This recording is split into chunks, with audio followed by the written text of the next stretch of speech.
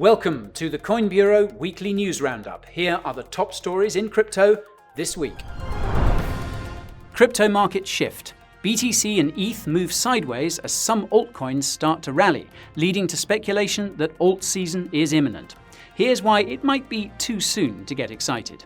Strange Ethereum updates. Solana's co-founder claims that Ethereum could become a layer 2 for his blockchain, while Ethereum developers discuss circuit breakers for DeFi. What does this mean for ETH? Gemini Sues DCG. One of the most regulated crypto exchanges sues one of the largest crypto companies following a multi-month tug-of-war over lost funds. How could this affect the crypto market? Yellen in China. US Treasury Secretary Janet Yellen sits down with China's top brass amid growing tensions between the world's two superpowers. Everything you need to know. And a closer look at last week's top-performing cryptos and where they could be headed next. All this and more in just a moment. Good morning, afternoon or evening. Thank you for tuning in. My name is Guy. None of what follows is financial advice, and here is the news. Last week, the crypto market moved sideways due to mixed macro and crypto factors. On the macro side, two jobs reports for June were released. Now, jobs reports are significant due to the Fed's potential reaction to them. In short, fewer jobs equals bullish, more jobs equals bearish. Welcome to the modern financial system. Now, the first jobs report was published on Thursday, and it suggested that the US had added more than double the number of jobs investors were expecting for June. This caused the markets to dip because it led to speculation that the Fed would continue raising interest rates in response to economic strength. However, the second jobs report published on Friday painted a different picture. It suggested that the US had added fewer jobs in June than investors were expecting. This caused the markets to rally, but only slightly because the unemployment rate fell. The result is a 93% chance of a rate hike later this month. Meanwhile, on the crypto side, it was announced that BlackRock had refiled its application for a spot Bitcoin ETF with the SEC, a move that apparently occurred late last month but was only reported last Monday. In any case, this was bullish for the crypto market, along with all the other ETF-related announcements. On Friday, however, Gemini sued Digital Currency Group, or DCG, and its CEO, Barry Silbert. We'll come back to the details of the lawsuit later. All I'll say for now is that it was a very bearish announcement that essentially erased the gains that BTC had seen from the second jobs report and BlackRock's ETF refiling.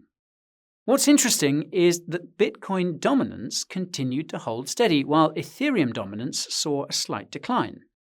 If you've been keeping up with our weekly crypto reviews, you might recall that Ethereum dominance had risen slightly in recent weeks. Well, these dominance gains have likewise been erased. So, this raises the question of where Ethereum's market dominance went, given that Bitcoins continued to hold steady.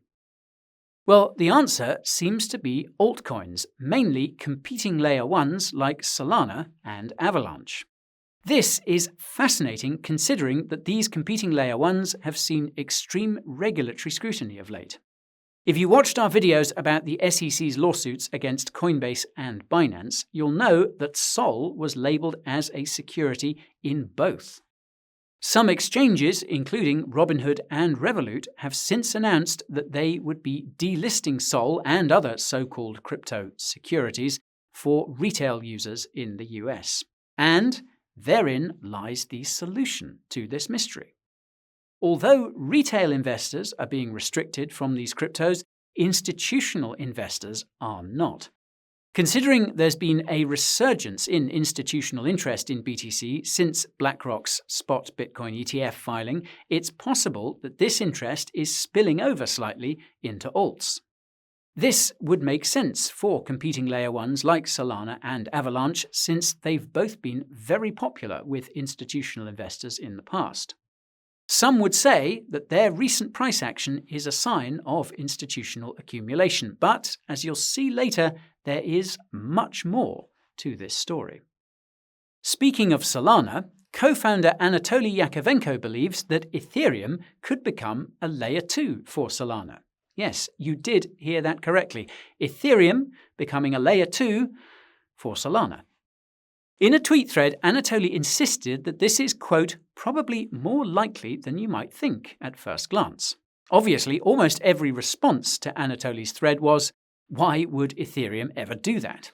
Many of the other responses pointed out the fact that, if anything, Solana should be a layer 2 for Ethereum. That's because Ethereum can arguably provide better security guarantees than Solana, and that is putting it mildly. Now, it's believed that Anatoly's ambitious idea is a tongue-in-cheek response to a comment by Ethereum creator Vitalik Buterin late last month. Vitalik said that he, quote, felt bad for Solana and other layer 1s that are being targeted by the SEC. He said that this isn't how Ethereum should win.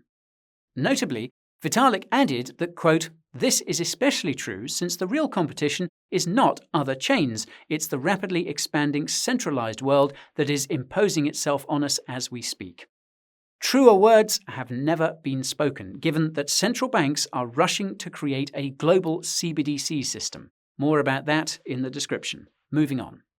Now, in actual Ethereum news, Ethereum developers have proposed a new standard, ERC 7265. The standard would make it possible for DeFi protocols to introduce a circuit breaker. Now, for context, circuit breakers are used to stop stocks from trading on exchanges when they're crashing too fast. In the case of ERC 7265, the purpose of the circuit breaker is to prevent a hacker or exploiter from draining funds from a DeFi protocol.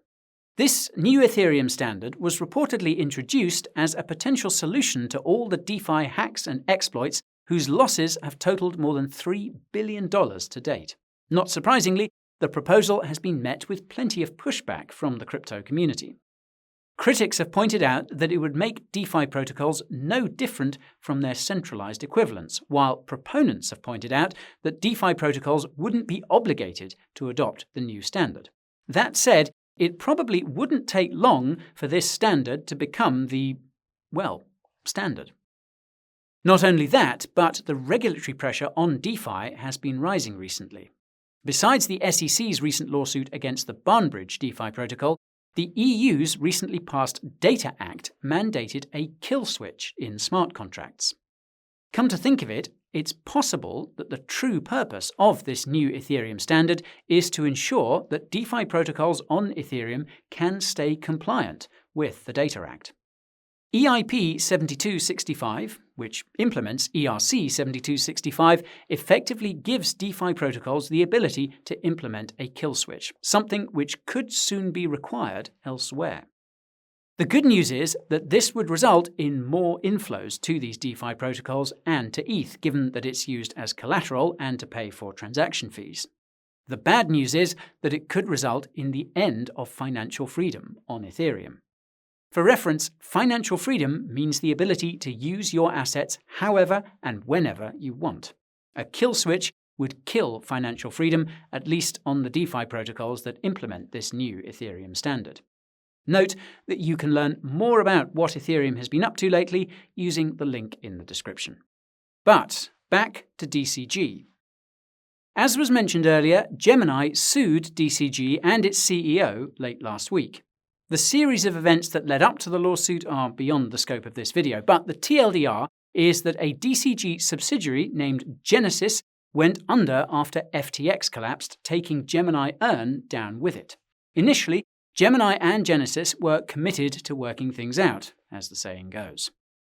As time went on, however, it became clear that Genesis wouldn't be able to cough up the $1.2 billion it owes Gemini, even with financial help from DCG, which is one of the biggest companies in cryptocurrency. Since the start of the year, Gemini co-founder Cameron Winklevoss has been publicly calling out DCG and its CEO Barry Silbert, basically telling the former to pay up and the latter to resign. Early last week, Cameron posted his final public letter to Barry telling him to come to the table or Gemini will sue. A few days later, Cameron followed through on his threat. Gemini sued DCG and Barry, alleging they defrauded Gemini. Cameron laid out the key allegations in a Twitter thread, and they were eye-opening. For starters, Barry allegedly convinced Gemini Earn to continue operating late last year. This was despite Barry allegedly knowing that Gemini Earn's counterparty, Genesis, was insolvent. For those unfamiliar, Gemini Earn allowed retail investors to earn a yield on their crypto. This was done by lending that crypto to institutional investors via Genesis, including Three Arrows Capital, or 3AC. As explained by Cameron in his thread, the collapse of 3AC last June blew a $1.2 billion hole in Genesis's balance sheet. Gemini alleges that Genesis insisted that it was business as usual, despite the loss, and that this was made possible by a now infamous $1.1 billion promissory note from DCG to Genesis. As the name suggests, a promissory note is, quote, a signed document containing a written promise to pay a stated sum to a specified person or the bearer at a specified date or on demand. Now, Gemini alleges that this promissory note was counted as an asset on Genesis's balance sheet, which is some questionable accounting to say the least. In sum then, Gemini wanted to shut down Gemini Earn last October. Barry allegedly convinced them to keep it running, allegedly while knowing that Genesis was insolvent. Then Barry, DCG, and Genesis allegedly misrepresented the promissory note as an asset, leading Gemini to believe that all was well. Now, if you're wondering why this lawsuit is so significant, this is in part because DCG holds a stake in some of the largest crypto companies and projects.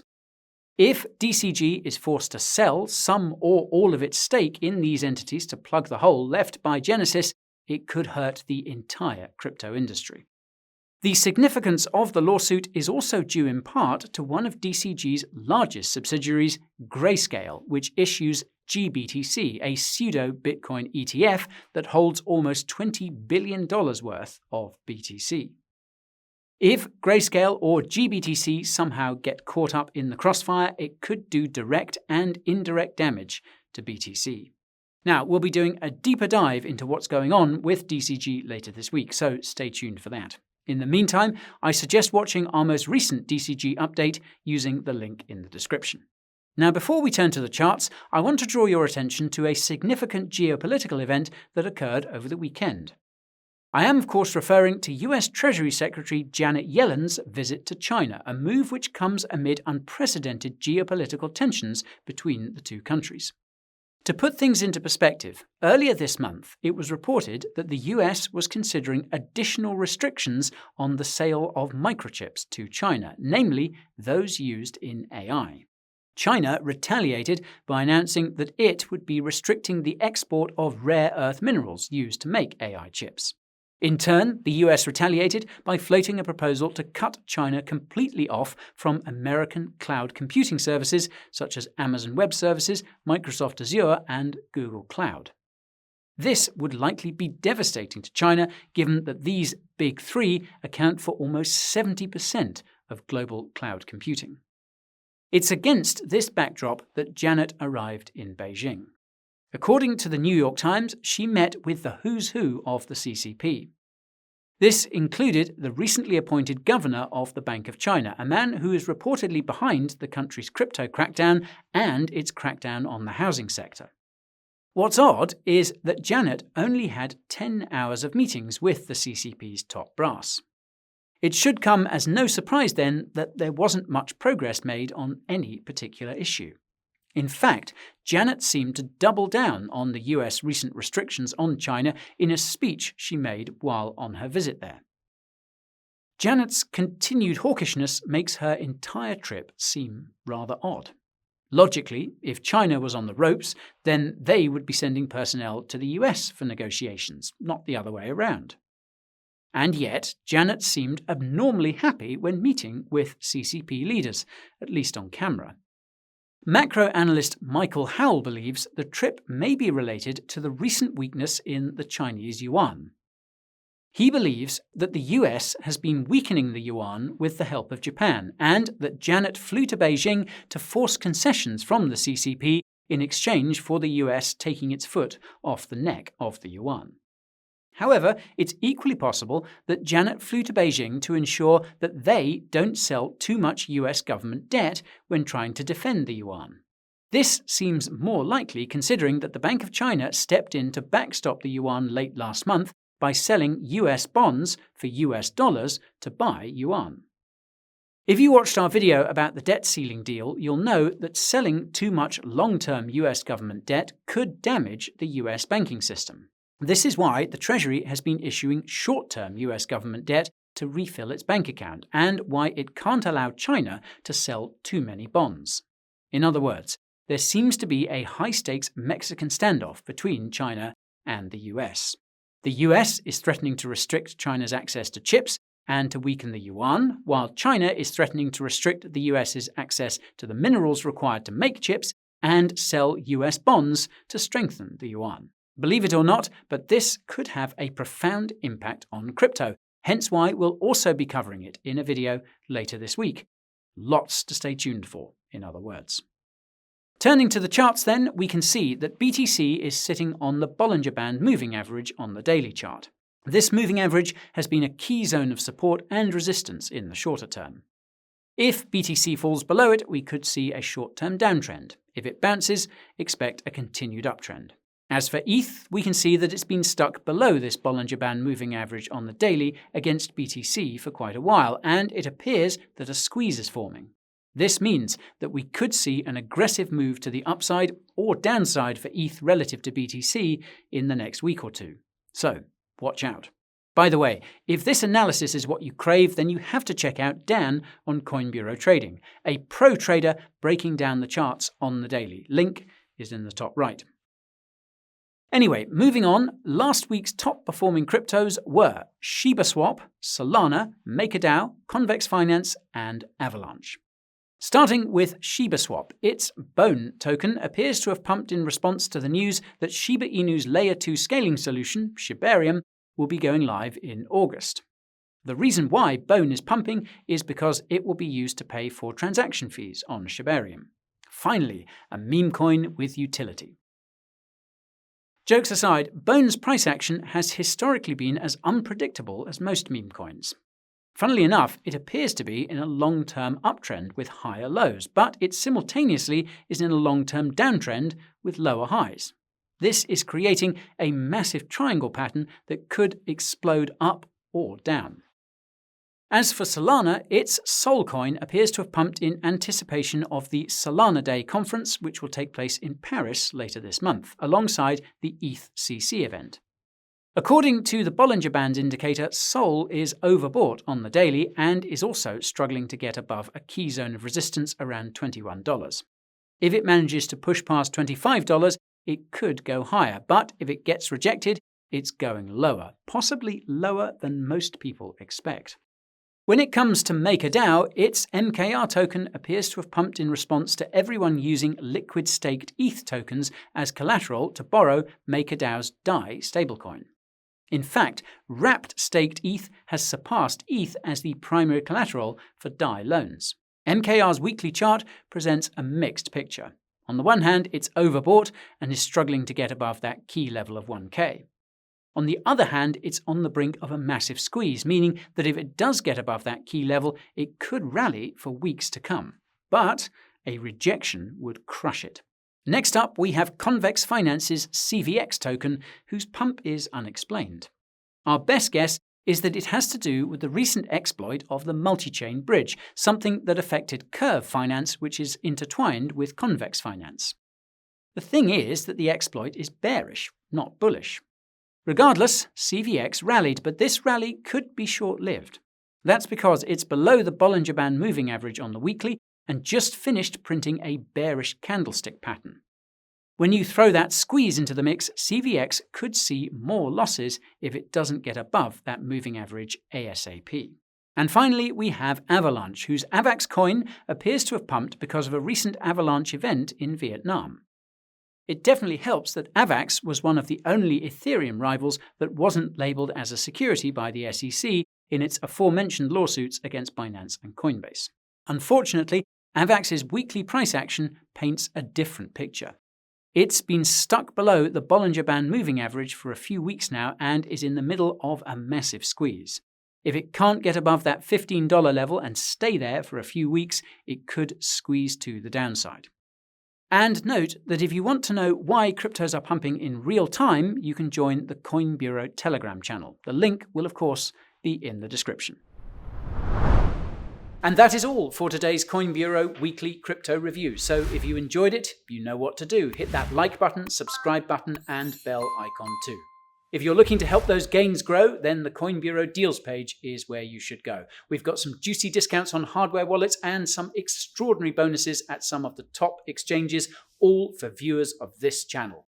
The link to that resource and many others are in the description below. Thank you so much for watching, and I will see you all in next week's episode.